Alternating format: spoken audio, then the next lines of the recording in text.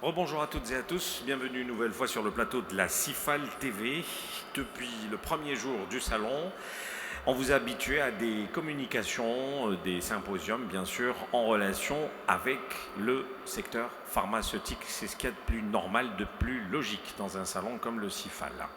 On est vendredi, et bien sûr jour de prière, et on a essayé tout simplement, les organisateurs ont essayé de coïncider cette journée particulière avec une thématique qui concerne la spiritualité. Vous allez nous dire quelle est la relation avec le pharma. Eh bien, on a ramené une personne en tous les cas très intéressante que vous connaissez toutes et tous. Il s'agit de Kamel Chekat, que vous écoutez régulièrement à la radio sur la chaîne 3, mais aussi à la télévision, puisqu'il a produit et animé un certain nombre d'émissions relatives à ces aspects.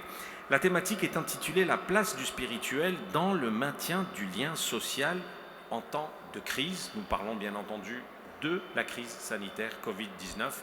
Et je peux vous dire que ce que va raconter Kamel Chekat va énormément vous intéresser. La communication doit durer une bonne trentaine de minutes. Nous allons essayer d'en faire 20, 25 éventuellement pour qu'il y ait un échange entre vous et lui si vous voulez poser des questions.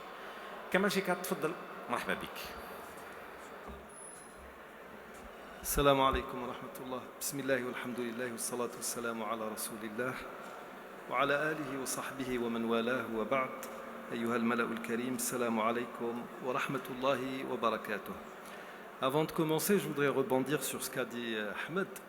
Quel rapport entre la religion et le pharma? Eh bien, quand la religion est instrumentalisée, elle a un très très grand rapport avec le pharma dans la mesure où elle devient opium des peuples. Nous sommes plein pied dans l'industrie pharmaceutique, attention. Donc, enfin, il m'a été demandé on a choisi pour moi un thème il a été choisi par notre ami Reda Chikhi, qui est une personne de bien et qui est, à mon sens, toujours dans la logique de Sinan, sauf que la réalité, mon frère, elle est tout autre. Alors c'est l'importance du spirituel dans le maintien du rôle social ou des liens sociaux en temps de crise. Alors tout d'abord, il va falloir commencer par définir ce qu'est le spirituel. Nous sommes musulmans, ou nous vivons dans un pays majoritairement musulman. Être musulman signifie que l'on est d'entrée de jeu dans un système cultuel, dans un système d'adoration. Vous faites la prière, vous faites déjà votre profession de foi, même sans faire la prière ou sans jeûner, vous êtes musulman. C'est très facile d'être musulman. Ensuite, il y a un autre palier. Et là, je me fie à un hadith authentique que nous appelons le hadith de Jibril, là où Jibril alayhi salam est venu voir le messager de Dieu, l'interroge devant les compagnons qui assistent quelque peu à une part de la révélation et de la manière dont elle se fait. Et il va l'interroger en disant qu'est-ce que l'islam? Le prophète alayhi salam va répondre. Et tout le monde est étonné de voir Jibril dire « Tu as dit vrai ». C'est comme s'il connaissait les réponses au préalable. Donc, l'islam, c'est les 5 piliers, profession de foi, prière, aumône légale, jeûne et pèlerinage pour ceux qui en ont les moyens. Ensuite, il va dire, et qu'est-ce que la foi, l'iman? Nous sommes à un palier qui est largement supérieur. Et là, il va énumérer les différents piliers de la foi. C'est le fait de croire en Dieu, en ses anges, en ses livres, en ses messagers, au jour dernier et à la prédestination, bonne ou mauvaise. Ensuite, il va dire, et qu'est-ce que l'ihsan? Alors l'ihsan, le messager de Dieu alayhi salam lui dit, l'ihsan, c'est d'adorer Dieu comme si tu le voyais, mais si toi tu ne le vois pas, lui te voit. Alors le mot ihsan est traduit généralement par bienfaisance. L'ihsan, c'est la bienfaisance. Jacques Berck, qui est entre autres un historien et un orientaliste confirmé, et qui a une traduction du Coran qui est l'une des meilleures qui ait été faite jusqu'à présent, traduit le mot ihsan par bel agir. Nous ne sommes plus dans une bienfaisance qui peut se caractériser par un élan du cœur. Non, nous sommes dans une charte, dans un code éthique qui va nous imprégner, qui va nous marquer tout au long de notre vie. Donc pour être un muhsin, pour devenir une personne qui est dans le bel agir, c'est pas facile. Et c'est pour cela que, pour revenir à la réalité de la pandémie que nous vivons, à la réalité de cette crise, à la réalité socio-économique de notre pays, de l'Algérie, plutôt que de parler de l'importance du spirituel dans le maintien des liens, je préférerais aller vers l'humanité. Et attention, nous parlons d'humanité et non d'humanisme, parce que beaucoup de gens font un amalgame assez prononcé entre les deux mots. Quand vous dites l'humanisme, beaucoup de gens pensent que vous êtes plein pied dans l'humanité. Non. L'humanisme est un concept philosophique qui fait de la personne humaine et de son épanouissement la chose la plus importante. L'épanouissement personnel va au-delà de toutes les valeurs. Ça veut dire que je suis là, j'ai mon cerveau, ma manière de voir, et à partir de là, il n'y a que ce qui peut m'intéresser qui devient important. Ce qui veut dire que d'entrée de jeu, je vais évacuer toute idée de soumission à une entité ou à une notion ou à un principe qu'on peut appeler Dieu. C'est ça l'humanisme. L'humanité, par contre, c'est tout ce qui caractérise la nature humaine. Et c'est ce qui va nous distinguer de la notion de divinité et de cette notion d'animalité. Et à ce moment-là, si je suis musulman, mon humanité fait de moi une personne qui reconnaît ses faiblesses par rapport à Dieu, mais qui doit, par un comportement éthique, se distinguer de l'animal. Et là, quand je parle d'humanité, il faut bien comprendre une chose. La prière, par exemple, en islam, c'est quelque chose d'autrement important. C'est vital. Le prophète alayhi salam disait en parlant des mécréants. Ce qui va nous distinguer de ces gens-là, c'est la prière. Quiconque l'a accomplie fait partie de cette communauté et quiconque ne le fait pas fait partie des autres, tout simplement.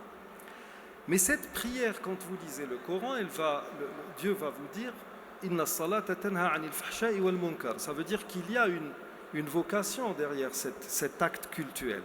C'est que cette prière va vous détourner du blâmable et des turpitudes. Donc, le culte en lui-même est censé faire de moi un être humain en premier plan. Et quand vous analysez le Coran et la tradition prophétique, vous allez tomber justement dans ce concept. Nous avons des hadiths, c'est grâce à la tradition que nous expliquons les versets coraniques. Il y a un très beau hadith où il est dit Dakhalat baghiyyun al-jannata fi kalbin saqat. Une prostituée des enfants d'Israël est entrée au paradis parce qu'elle a abreuvé un chien. Le hadith parle d'une prostituée, donc d'une personne qui est aux antipodes de tout ce qui est éthique. Un autre hadith de cette même tradition nous dit Dakhalatin nar imra'atun fi hirra habasatha. Une femme est entrée en enfer ou a été tourmentée en enfer en raison du fait qu'elle ait mis en cage une chatte jusqu'à ce que cette chatte meure faute de nourriture.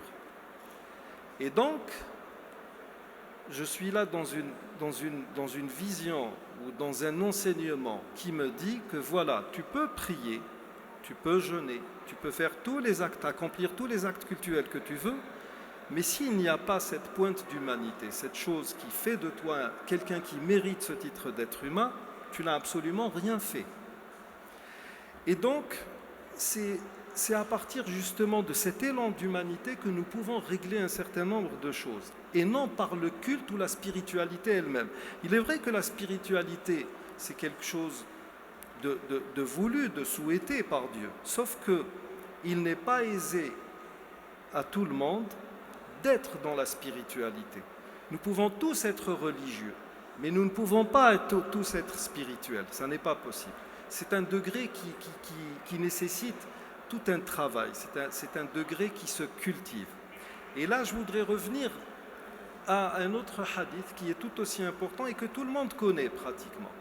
Le hadith nous parle d'un homme, des enfants, de ceux qui étaient avant nous, كان في من كان قبلكم رجل قتل 99 نفسا, un homme qui a tué 99 personnes. Il a demandé à son entourage de lui indiquer une personne qu'il consulterait éventuellement pour essayer de trouver une voie vers le repentir. Le prophète alayhi salam nous dit Fadulla ala rahib. On lui indiqua un moine. Il est allé voir ce moine, il lui raconta son histoire, voilà, j'ai tué 99 personnes et j'ai envie de me repentir. L'autre lui dit, ça n'est pas possible, tu ne peux pas. 99 crimes au compteur, ça n'est pas possible. L'homme qui a répondu à cette question est une personne qui est dans l'acte cultuel. Rahib, ça veut dire qu'il est pratiquement... Il vit en vase clos, il est constamment plongé dans un système d'adoration. Il est presque dans la spiritualité. Mais le fait d'avoir des connaissances religieuses et d'être dans la spiritualité elle-même ou dans une activité cultuelle n'a pas pu faire que cet homme puisse donner la bonne réponse. Donc, que fait l'homme qui a tué 99 personnes? Il le tua, complétant ainsi à 100 le nombre de ses victimes. Mais cet homme voulait se repentir. Il voulait quelqu'un, un connaisseur, qui lui indique une voie ou qui lui montre un chemin pour le repentir. Là, le messager de Dieu alayhi salam nous dit Fadulla ala alim. On lui indiqua un savant, pas un moine, quelqu'un qui savait faire usage de ses connaissances religieuses et quelqu'un qui était vraiment dans la spiritualité et qui était surtout dans l'humanité. Et cet homme va lui dire, rien ne peut s'opposer à ce que tu te repentes. Quitte, intaliq ila ardika, va vers telle contrée et là tu trouveras le jargon ou l'expression du prophète est très très importante.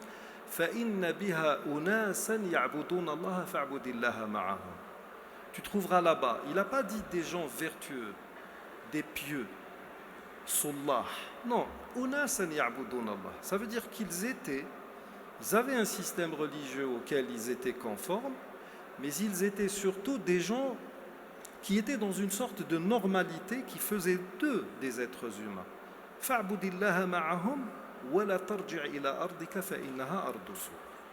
Donc reste avec ces gens-là et ne reviens plus vers ta contrée, vers ta terre natale, car c'est une terre de mal, tout simplement. Alors si je prends tout cela en considération, tous les points que j'ai cités, ça veut dire quoi? Ça va me donner comme enseignement que si je ne suis pas ou si je ne peux pas être à la hauteur de la spiritualité telle que la veut Dieu, à la limite, je peux être quelqu'un de bien en me fiant à mon humanité. Et malheureusement, dans cette pandémie du coronavirus, c'est ce qui nous a manqué le plus. C'est pas le fait d'être religieux ou d'être conforme à l'islam ou à une quelconque autre religion qui a apporté du bien, c'était juste tout simplement le fait d'être humain. Tout simplement, humain, pas plus ni moins. Et malheureusement, je suis désolé de le dire, mais moi je travaille dans la lutte antiterroriste. Je suis toujours braqué dans des sujets qui traitent de radicalisme et d'extrémisme violent. Je suis dans des zones de conflit et c'est généralement les bien-pensants qui sont en train de créer toute cette tension à travers le monde. Pourquoi? Parce qu'il y a un business derrière. Si j'analyse tout ce que j'ai pu voir durant cette pandémie du coronavirus, j'ai une industrie pharmaceutique qui s'est substituée au pôle scientifique. Ce n'est plus les scientifiques qui parlent, c'est des intérêts qui parlent. Maintenant, nous qui sommes Algériens et qui sommes dans ce pays, quel est notre rôle dans tout ça? Nous sommes faibles, nous ne pouvons absolument rien faire parce que nous ne produisons rien. C'est un fait. Mais à la limite, si nous sommes à la hauteur, un tant soit peu, de cette humanité qui est souhaitée par Dieu, nous pouvons essayer de trouver le moyen de nous conforter les uns les autres en engageant très très très peu de moyens. Et c'est pour cela que ce maintien des liens sociaux, on n'a pas besoin d'une définition ou d'un théorème ou d'une solution miracle pour l'enclencher. On a tout simplement besoin de commencer par quelque chose. Rasoul sallallahu alayhi wa sallam disait al-hikmatu dallatul mu'min aynama wajadaha kana awla an-nasi biha. La sagesse est la quête du musulman ou du croyant, là où il la trouve, et il en est le plus digne. Et à partir de là, moi, quand me revient à l'esprit cette citation de Mao Tse-tung qui disait dans sa marche verte, chaque millier de kilomètres a son premier pas, il faut juste donc commencer par un premier pas. Un élan visant à faire quelque chose de bien pour autrui, tout comme moi j'aimerais bien que l'on fasse quelque chose de bien pour moi si j'avais été dans la même situation de crise. Et donc, là, le verset qui me vient, c'est celui de Sourate Al-Hajj, Ya ayyuhalladhina amanu, irka'u wasjudu wa'budu rabbakum waf'alu al-khayra la'allakum tuflihun. Ô vous qui avez cru, inclinez-vous, prosternez-vous, adorez votre Seigneur et faites le bien. Il n'y a pas une nomenclature, tu dois faire ceci, comme cela, à tel moment. Non, c'est tout simplement un élan. Et donc, si nous n'arrivons pas à prendre en considération ce paramètre de l'humanité et non de l'humanisme, si nous n'arrivons pas vraiment à le capitaliser, le spirituel, déjà, il ne pourra pas venir, parce qu'il faut déjà être humain pour être dans un acte d'adoration réfléchi, et nous ne pouvons absolument rien faire. Et partant aussi de la religion comme socle, je ne suis pas censé être forcément dans la spiritualité pour apporter un bien uniquement aux musulmans. Je suis censé être dans l'humanité pour apporter un bien à tout être humain. Il y a un hadith du messager de Dieu qui est jugé faible, hadithun da'if. Wal hadithun da'if yuhtajju bihi fi fada'il al-a'mal. Beaucoup de gens que vous verrez peut-être dans la rue vous diront ah hada hadith da'if. On ne l'utilise pas. Non, on l'utilise. La yuhtajju bihi fi al-halal wal haram. Et quand nous disons d'un hadith qu'il est faible, ça veut dire qu'il comporte quelques problèmes ou quelques vices dans sa chaîne de transmission. Ça ne veut pas dire que le messager de Dieu ne l'a pas dit. Ce hadith nous dit Al-khalqu iyalullah. Les créatures sont toutes tributaires de Dieu. C'est-à-dire qu'ils sont sous son bon vouloir.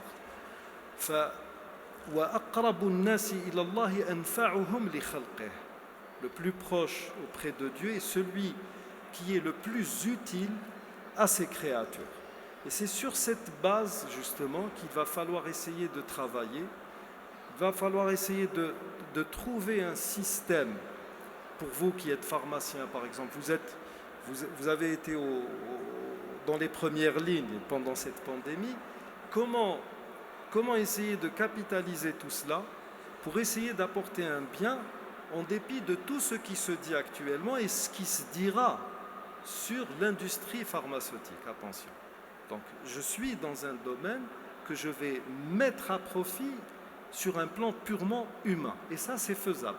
Sauf que, comme je l'ai dit tout à l'heure, il faut qu'il y ait un engagement personnel. On n'a pas besoin d'une structure où il ne va pas falloir attendre qu'il y ait une institution pour que l'on s'inscrive dans cette démarche. Elle se fait sur un plan purement personnel. Et là, je voudrais revenir à... les savants, vous savez, par moments, nous sommes obligés d'utiliser des anecdotes, des petites histoires comme ça pour tirer un enseignement.